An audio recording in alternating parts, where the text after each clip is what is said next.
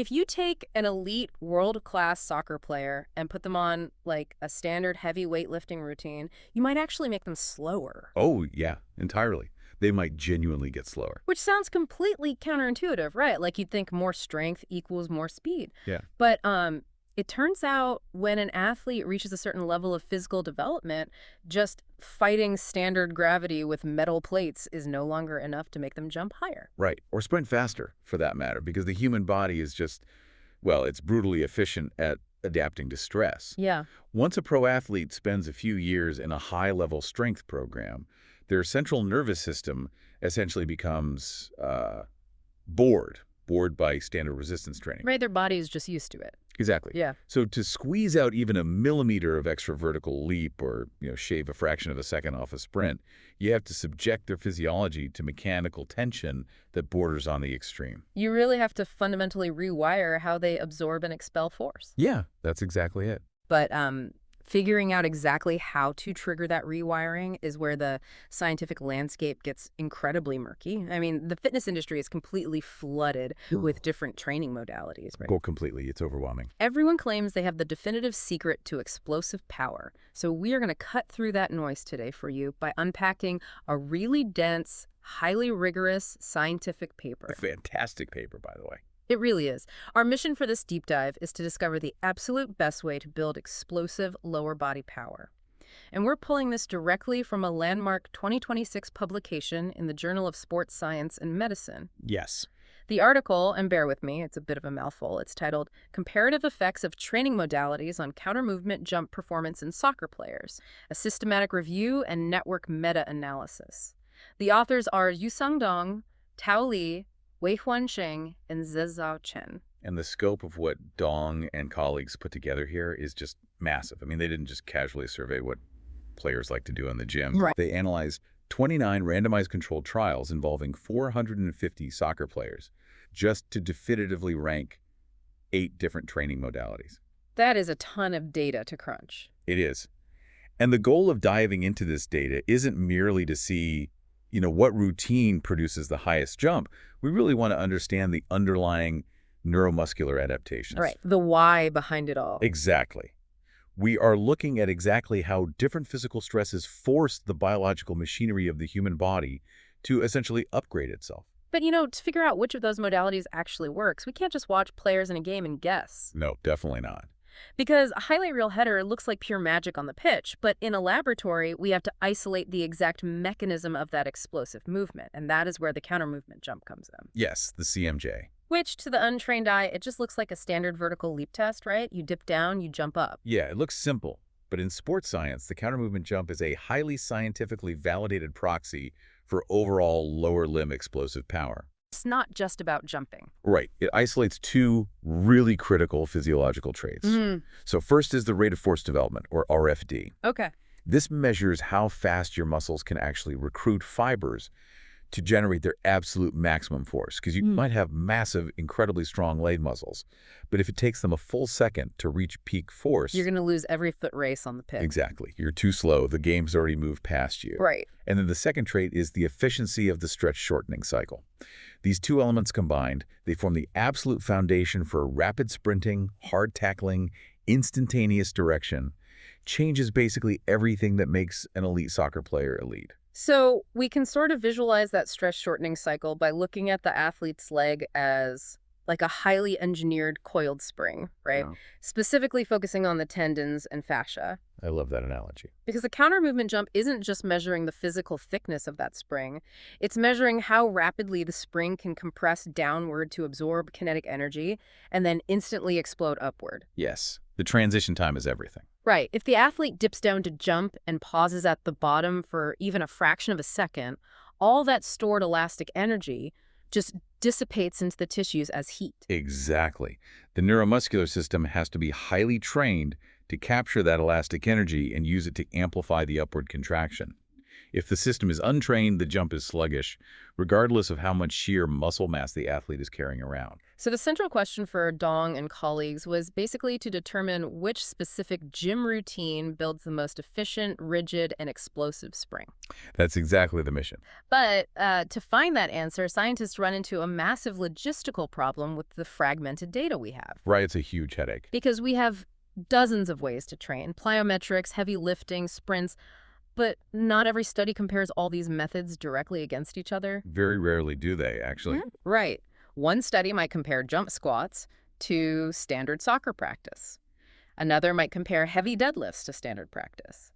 But the researchers in those two distinct studies, they never compared the jump squats to the deadlifts directly on the same group of athletes. So you're left with all these isolated data points. Yeah. And synthesizing that fragmented data requires a really advanced mathematical framework called a network meta-analysis. A network meta-analysis. Right. So unlike a standard systematic review that only looks at direct head-to-head studies, a network analysis combines direct evidence with indirect evidence. Okay, indirect evidence. Yeah, it builds this complex web of data points to statistically estimate the relative effectiveness of treatments that have never actually faced off in a laboratory. You know, the logic behind the math is actually very intuitive. It's exactly like ranking college football teams. Ooh, that's a good way to look at it. Right, like Team A might never play Team B during the regular season. But if Team A blew out Team C by 40 points, and Team B actually lost to Team C, we can use those mutual matchups, that indirect evidence, to statistically estimate who would win in a direct clash between Team A and Team B. That is exactly how it works. By using traditional soccer training as that common denominator, our Team C, in your analogy, the researchers basically mapped out a network plot. Okay. And this allowed them to simultaneously estimate the effectiveness of all 8 training modalities and assign each one a statistical probability of being the absolute best option available. So looking at this massive network of data, the results actually heavily favor one specific approach. They really do. It wasn't even that close. Right. Coming in at first place, the undisputed winner with a near-perfect probability score is combined training. Yeah. Combined training took it. This modality showed a mean difference of nearly 5 extra centimeters of vertical jump height compared to just playing soccer. That is almost 2 full inches of pure vertical gain. Which is massive for an elite athlete. It's huge. And then taking the silver medal is flywheel resistance training, adding a little over 3 centimeters.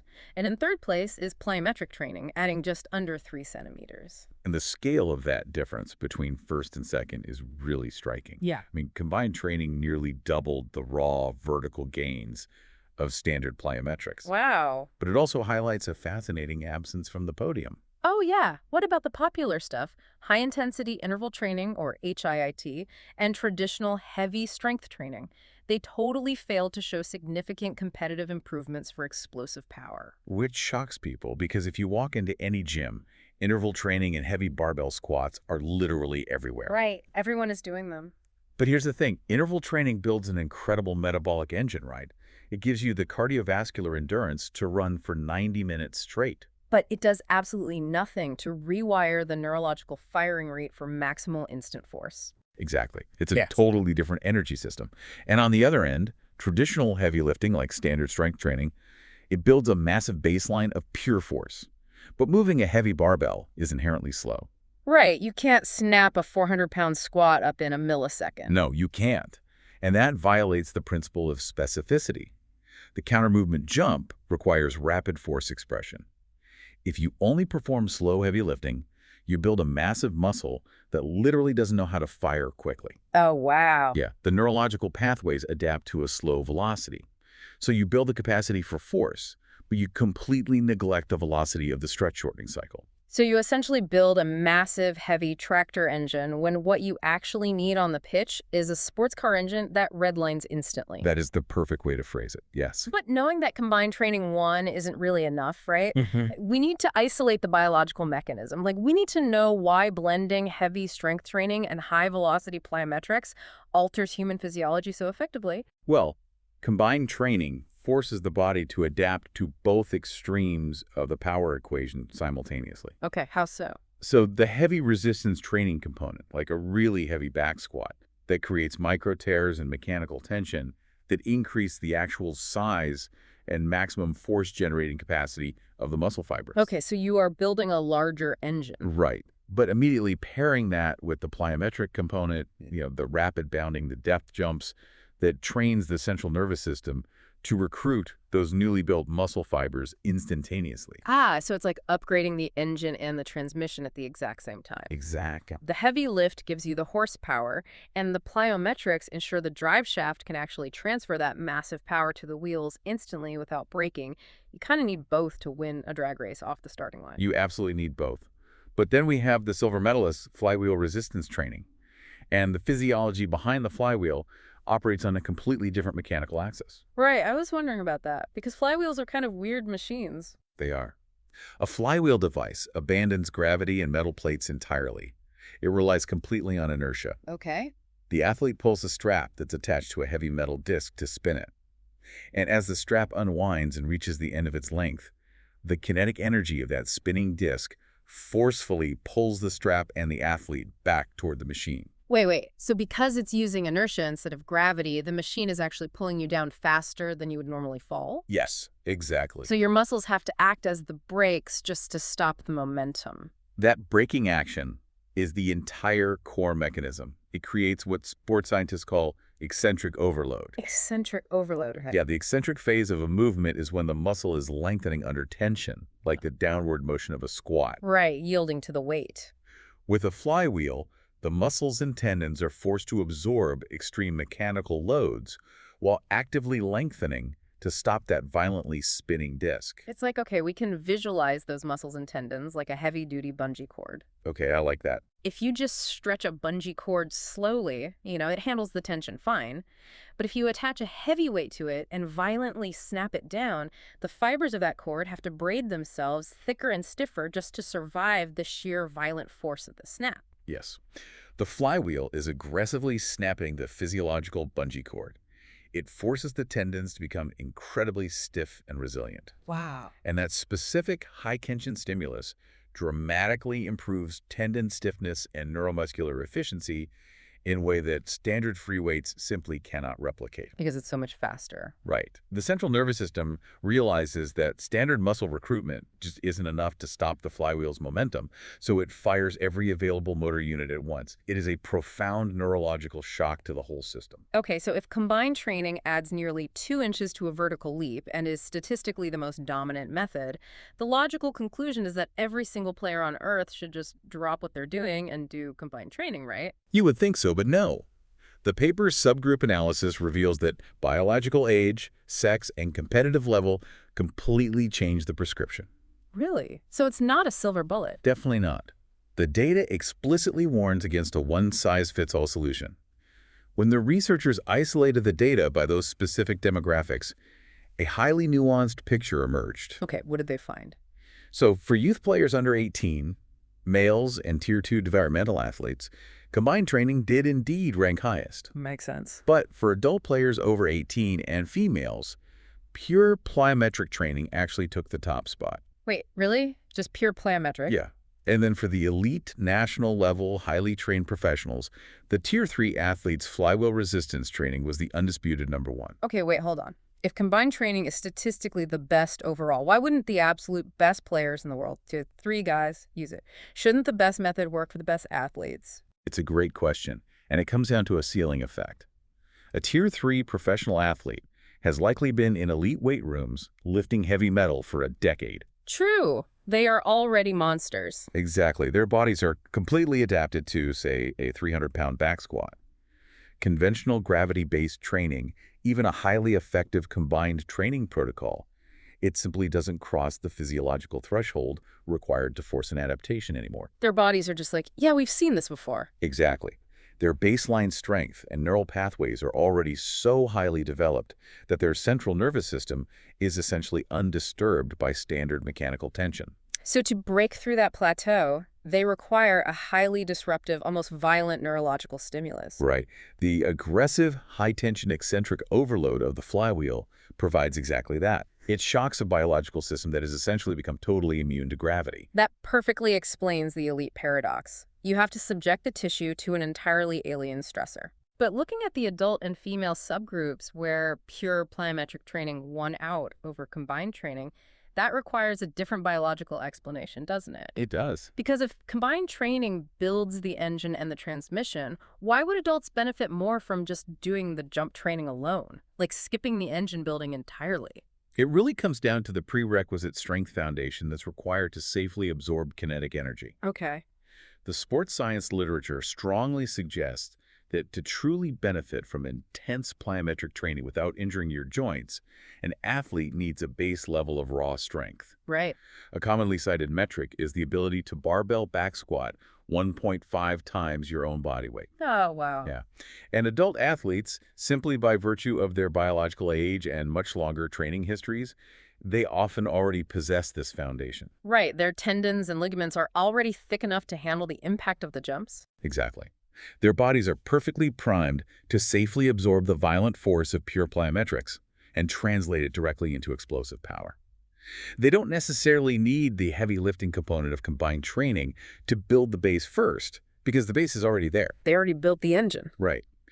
But youth players, conversely, they lack that baseline strength and tissue resilience. So if you subject a youth player to pure high-volume plyometrics, You risk tendinopathy or joint issues because the muscular framework just isn't there yet to absorb the shock. which is precisely why youth athletes respond so remarkably well to combined training, because it systematically builds the muscular force-absorbing base and the explosive bounce simultaneously. Exactly. The prescription changes completely based on what the athlete's biological machinery is actually ready to handle. This is fascinating. But before anyone completely abandons their current workout routine to hunt down a flywheel machine online, we have to stress test the data itself. Yes, we always have to look at the caveats. Right, because the mathematical modeling is brilliant, but we need to look at the certainty of the underlying evidence. Right, and the researchers did this.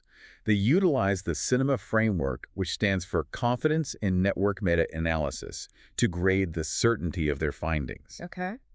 And despite the highly sophisticated statistical synthesis, the certainty of this evidence is actually graded as low to moderate, which is a crucial dose of scientific humility. Yeah, I mean, the math can only be as good as the raw material it is fed. Exactly. And out of the 29 randomized controlled trials included in the analysis, 26 were flagged by the Cochrane Risk of Bias tool as having some concerns. Right, which sounds bad, but sports science studies are absolutely notorious for this. Yeah, you rarely get 100 elite, highly paid athletes to completely alter their training for a 12-week study. You almost never do. You usually end up with sample sizes of 15 or 20 players, which inherently weakens the statistical power of the results. Right, it's just the reality of the field. It is. There was also widespread imprecision in how the individual studies reported their training protocols. Yeah. Details regarding the exact volume, intensity, and recovery periods were often murky at best. And furthermore, we have to acknowledge the fundamental flaw of relying heavily on that indirect evidence in a network analysis. Yes. Because while the mathematical geometry allows us to estimate the differences between the routines, there is a glaring lack of actual head-to-head trials between the active interventions. We have a literal mountain of studies comparing combined training to normal soccer practice. Right.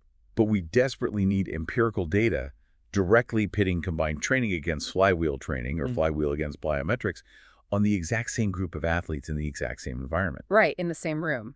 Until those direct head-to-head trials are actually conducted, these podium rankings remain highly sophisticated estimates rather than, indisputable scientific laws. Exactly.